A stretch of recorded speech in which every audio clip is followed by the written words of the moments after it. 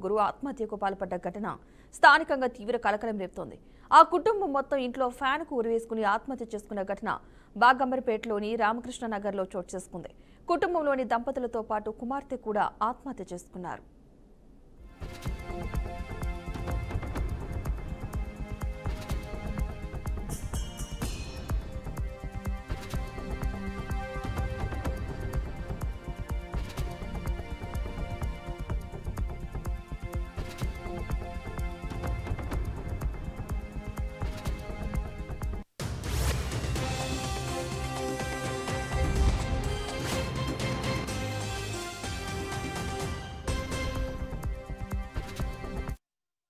ఇక దీనిపై స్థానికుల సమాచారంతో సంఘటన స్థలానికి చేరుకున్న పోలీసులు దర్యాప్తు చేపట్టారు. కొన్ని రోజుల క్రితం రామ్నగర్లో నివాసం ఉంటున్న ఆ దంపతులు పెద్ద కూతురు ఆత్మహత్య చేసుకుంది.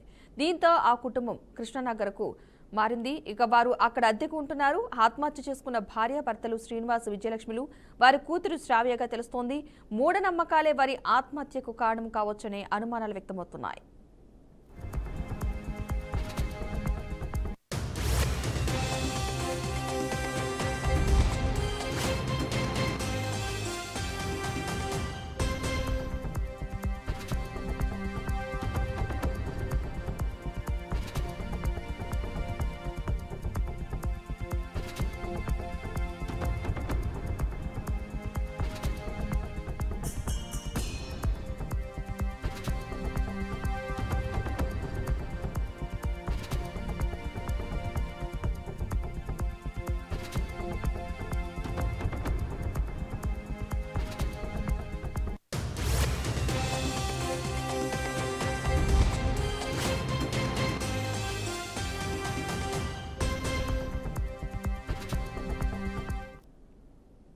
ఒకే కుటుంబానికి చెందిన ముగ్గురు ఆత్మహత్యకు పాల్పడ్డ ఘటన స్థానికంగా తీవ్ర కలకలం రేపుతోంది. కుటుంబం మొత్తం ఇంట్లో ఫ్యాన్ కు ఉరివేసుకుని ఆత్మహత్య చేసుకున్న ఘటన బాగంబర్పేటలోని రామకృష్ణనగర్లో చోటు చేసుకుంది. కుటుంబంలోని దంపతులతో పాటు కుమార్తె కూడా ఆత్మహత్య చేసుకున్నారు. ఇదే అంశానికి సంబంధించిన పూర్తి సమాచారాన్ని మా క్రైమ్ బ్యూరో చీఫ్ ఇన్నారెడ్డి మరింత సమాచారాన్ని అయితే అందిస్తారు. ఇన్నారెడ్డి, చెప్పండి, అసలు అక్కడ ఏం జరిగింది, చుట్టుపక్కల వాళ్ళు ఏం చెప్తున్నారు ఈ ఘటనకు సంబంధించి? పద్మ, మనం చూడొచ్చు ఈ మధ్యలో కొన్ని విషయాలు మనం చూస్తుంటే మూఢనమ్మకాలు, తర్వాత కుటుంబంలో ఉన్న ఆర్థిక వ్యవస్థ చిన్న వాటితో ఫ్యామిలీ కూడా సూసైడ్ చేసుకునే ఘటన మనం చాలా చూసాం. అదే దిశలో ప్రస్తుతం మాత్రం అంబర్పేటలో ఒకే కుటుంబానికి చెందిన ముగ్గురు ఉరివేసుకుని చనిపోయిన ఘటన చోటు చేసుకుంది. దీంట్లో భర్త శ్రీనివాస్, భార్య విజయలక్ష్మి, కూతురు శ్రావ్య మృతి, వీళ్ళందరూ కూడా చనిపోయి కనిపించారు. దాదాపుగా కుళ్ళిపోయిన స్టేజ్ లో పక్కింటి వాళ్లకు స్మెల్ రావడం, తర్వాత అక్కడ జరిగిందని చెప్పి అనుమానం రావడంతో తలుపులు పగలగొట్టిన చోటుగా ముగ్గురు కూడా చనిపోయి ఉన్నారు. వీళ్ళు నలుగురు కూడా దాదాపుగా 2 రోజుల క్రితమే చనిపోయి ఉండబోతుందని చెప్పిన కూడా పోలీసులు చెప్తున్న పరిస్థితి చూస్తా ఉన్నాం. అయితే ప్రధానంగా ఈ కపుల్స్ ఇద్దరు కూడా బాగానే ఉండేవాళ్ళు. తర్వాత వాళ్ళకి ఎలాంటి ఆర్థిక పరమైన అంశాల్లో కూడా వాళ్ళకి ఎలాంటి ఇబ్బందులు లేవు అని చెప్పన్న నేపథ్యంలో మరి ఎందుకు సూసైడ్ చేసుకున్నారంటారు దాని మీద మనం చూస్తే మొత్తంగా ఈ కుటుంబ సభ్యులందరూ కూడా ఈ మూఢనమ్మకాల కారణంగానే భార్యాభర్తలు చనిపోయి చివరకు పిల్లలు కూడా అనాథలు అవుతారని చెప్పని వాళ్ళని కూడా తమతో పాటే ఉరేసి చంపినట్టుగా కూడా ఆనవాళ్ళు బట్టి తెలుసు. ప్రస్తుతం అయితే మాత్రం పోలీసులు అంబర్పేట పోలీసులు కేసు నమోదు చేసుకుని దర్యాప్తు చేస్తా ఉన్నారు. మొత్తం మీద ముగ్గురు ఉరివేసుకుని ఆత్మహత్య చేసుకున్న ఘటన ఆ ప్రాంతంలో కలకలం రేపుతా ఉంది. పద్మ, అయితే నలుగురు మీరు అన్నారు కదా, అంటే వీళ్ళ మొదటి కుమార్తె ఎప్పుడు చనిపోయింది, అసలు దానిపై ఏమైనా ఇన్ఫర్మేషన్ ఉందా? ముగ్గురు పద్మ, దీంట్లో అంటే భర్త శ్రీనివాస్, భార్య శ్రీలక్ష్మి, కూతురు శ్రావ్య, వీళ్ళు ముగ్గురు కూడా చనిపోయినట్టు తెలుస్తా ఉంది. అయితే వీళ్ళిద్దరూ చనిపోయిన తర్వాత అంటే వీళ్ళు చనిపోక ముందు కూతురుని ఉరివేసి, కూతురు శ్రావ్యను ఉరివేసిన తర్వాత వీళ్ళిద్దరు కూడా ఉరివేసినట్టుగా అక్కడ ఆనవాళ్ళు కనిపిస్తారు. అది కూడా చాలా దుర్గంధమైన వాసన మధ్య కుళ్ళిపోయిన శవాలు. దాదాపుగా వీళ్ళు చనిపోయి దాదాపుగా 2 నుంచి 3 రోజుల పైన అయి ఉంటుంది కాబట్టి చాలా దారుణమైన పొజిషన్ లో వాళ్ళు కనిపించారు.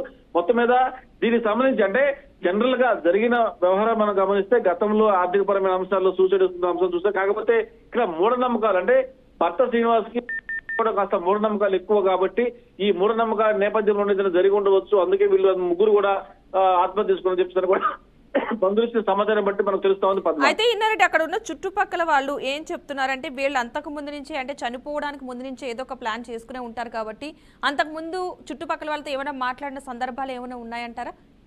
ఖచ్చితంగా పద్మ, దీనికి సంబంధించి మనం మాట్లాడే ప్రయత్నం చేసినప్పుడు ప్రధానంగా మనం గమనిస్తే ఆర్థికపరమైన అంశాలు అయితే వీళ్ళకి లేవు. కాబట్టి భర్తకి భార్యకి ఇద్దరు కూడా చాలా దైవభక్తి ఎక్కువ. వాళ్ళు ఎప్పుడు కూడా గుళ్ళకి వెళ్తా ఉంటారు, పూజలు చేస్తూ ఉంటారు. తర్వాత ఈ నమ్మకాలు అనేవి ఎక్కువ చుట్టుపక్కల వాళ్ళకి కూడా వాళ్ళు చెప్తున్న దాన్ని బట్టి వీళ్ళు ఎక్కువ మూఢనమ్మకాలు ఎక్కువ ఉన్నాయి కాబట్టి ఆ మూఢనమ్మకాల నేపథ్యంలో జరిగి ఉండొచ్చు చెప్పిన నేపథ్యాన్ని కూడా వాళ్ళ బంధువులు చెప్తా ఉన్నారు, చుట్టుపక్కల స్థానికులు కూడా అదే చెప్తున్న పరిస్థితి మనకు కనిపిస్తా ఉంది. ఓవరాల్ చూస్తే ఈ మూఢనమ్మకాలు అనేవి వాళ్ళు ఎక్కువగా అంటే దెయ్యము అంటే దెయ్యాలని చెప్పేసి అంటాము, తర్వాత ఈ పూజలు చేయించడము, తర్వాత వాళ్ళకి ఏదో ఇంట్లో జరిగిపోతుంది కాబట్టి మనం పూజలు ఆశ్రయించాలి, దెయ్యాలు తిరుగుతున్నాయని చెప్పిన వాళ్ళ మెంటాలిటీ అంతా కూడా కొంచెం కొత్తగా కథల వింతగా అనిపించిన విషయాన్ని కూడా స్థానికులు చెప్తున్న పరిస్థితి. ఈ ఆత్మహత్యలకు సంబంధించి ప్రధానమైన కారణం మూఢనమ్మకాలు అయి ఉండొచ్చని చెప్పిన అనుమానం అయితే మాత్రం స్థానికులు ఇచ్చిన సమాచారం మేరకు తర్వాత బంధువులు కూడా పిలిపించి విచారిస్తున్నారు. వాళ్ళకి సంబంధించిన బంధువులు ఎవరు వాళ్ళని కూడా పిలిపించి వాళ్ళ అమ్మ నాన్న తర్వాత అమ్మాయి తర్వాత దీంట్లో ప్రధానం మనం గమనిస్తే ఎవరైతే చనిపోయిన శ్రీనివాస్ అలాగే భార్య శ్రీలక్ష్మికి సంబంధించిన బంధువులు కూడా కాల్ చేసి వాళ్ళు పిలిపించిన తర్వాత ఇంకా ఏమైనా కారణం ఉంటాయని దాని మీద పోలీసులు కేసు నమోదు చేసుకుని దర్యాప్తు చేస్తా ఉన్నారు. Padma. Right, thank you Ennareddy.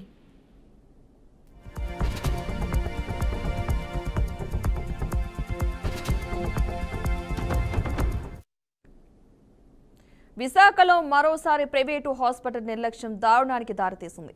కాలుకు గాయం కావడంతో చికిత్స కోసం సూర్య హాస్పిటల్కు వచ్చిన వ్యక్తి వైద్యం పేరుతో లోపలికి వెళ్లి మృతదేహంగా బయటకు వచ్చాడని కుటుంబ సభ్యులు కన్నీరు మున్నీరవుతున్నారు. చికిత్సలో తీవ్ర నిర్లక్ష్యం జరిగిందని, 2 రోజులుగా సరైన ట్రీట్మెంట్ ఇవ్వకుండా హాస్పిటల్ యాజమాన్యం డ్రామా చేసిందని బంధువులు ఆగ్రహం వ్యక్తం చేస్తున్నారు. లక్షల రూపాయలు వసూలు చేసి ఇప్పుడు సెటిల్మెంట్ పేరుతో తప్పించుకునేందుకు ప్రయత్నిస్తున్నారని హాస్పిటల్ సిబ్బందిపై మండిపడుతున్నారు. మృతుని భార్య, పిల్లలు, బంధువులు హాస్పిటల్ ముందు ధర్నా నిర్వహిస్తూ తమకు న్యాయం చేయాలని డిమాండ్ చేస్తున్నారు. వైద్యం వికటించడంతో అన్నయ్యను కోల్పోయామని బాధతో తమ్ముడు ఆవేదన వ్యక్తం చేశాడు. ఇక దీనిపై మరింత సమాచారాన్ని మా ప్రతినిధి శ్రీనివాస్ అందిస్తారు. Over to you Srinivas. జిల్లాలో ఒక దారుణమైనటువంటి ఘటన వెలుగు చూసింది.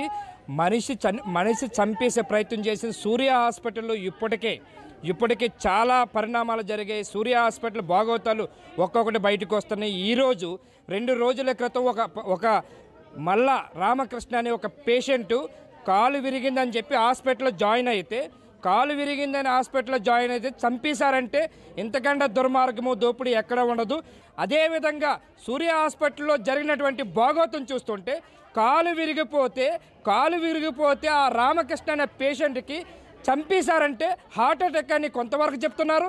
మరొకసారి ఏమో హార్ట్ అటాక్ కాదు, ఇంకో విధంగా జరిగింది, పెరాలసిస్ వచ్చిందని చెప్తున్నారు. ఒక్కొక్కటి అంటే ఒక్కొక్క మాట్లాడుతున్నారు. డాక్టర్లు కూడా ఒక్కొక్క విధంగా చేస్తున్నారు.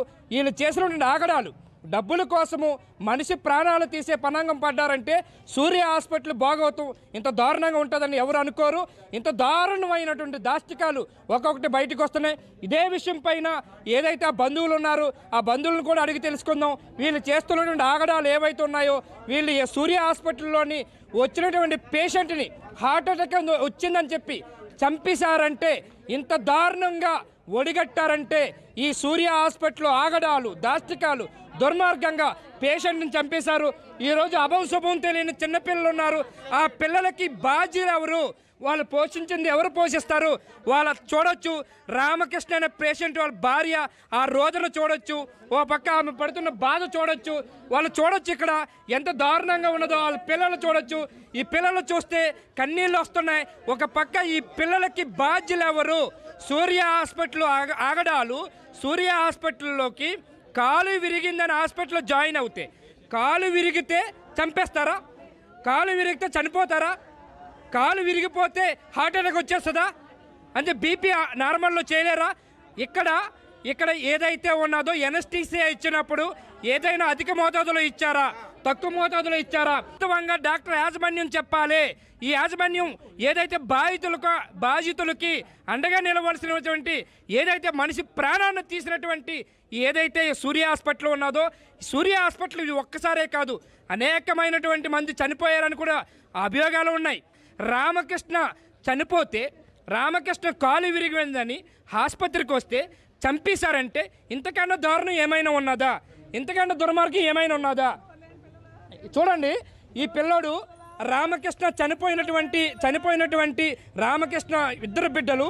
ఈ బిడ్డల పరిస్థితి ఏంటి? వీళ్ళ బాగోగులు ఎవరు చూస్తారు? వీళ్ళకి ఎవరు రక్షణ ఉంటారు? భార్య పరిస్థితి ఏంటి? వీళ్ళ బిడ్డల పరిస్థితి ఏంటి? సూర్య హాస్పిటల్ యాజమాన్యం ఏంటి ఈ అరాచకాలు? సూర్య హాస్పిటల్లో ఇంతకన్నా దారుణాలు చాలా జరుగుతూనే ఉంటాయి. ఎందుకంటే వీళ్ళ పేషెంట్ ఏదో వీళ్ళ నాన్నగారు వచ్చి 2 రోజుల క్రితం కాలు విరిగిందని వస్తే హార్ట్ అటాక్ వస్తుందా? ఎందుకు వచ్చింది?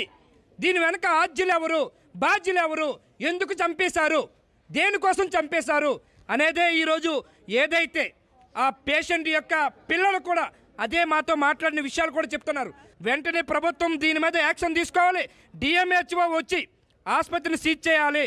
సీజ్ చేయకపోతే ఇది ఒక్కటే కాదు, చాలా అరాచకాలు జరిగాయి. ఇక్కడ ఉన్నటువంటి 4 డాక్టర్ల వరకు కూడా ఈ యాజమాన్యం ఇప్పుడు వరకు ఈ యాజమాన్యం 4 ఉన్నారు. 4 డాక్టర్లు కలిపి పెట్టినటువంటి సూర్య హాస్పిటల్ యాగడాలు, దారుణమైన దాష్టికాలు, దోచుకున్నటువంటి దుర్మార్గం, దోపిడీ పరంగా దోచేసుకుంటుంది. కార్పొరేట్ ఆసుపత్రి అంటే భయభ్రాంతులకు గురవుతున్న ఉత్తరాంధ్ర జిల్లాలోని అనేక మంది ఈ రోజు కూడా ఇబ్బందులు పడుతున్నటువంటి ఈ సూర్య హాస్పిటల్ యాజమాన్యం పైన, ఈ దాష్టికాలు అరాచకాల పైన ఎందుకు మేనమేషాలు లెక్కేస్తున్నారో అవన్నీ కూడా చెప్పాలి.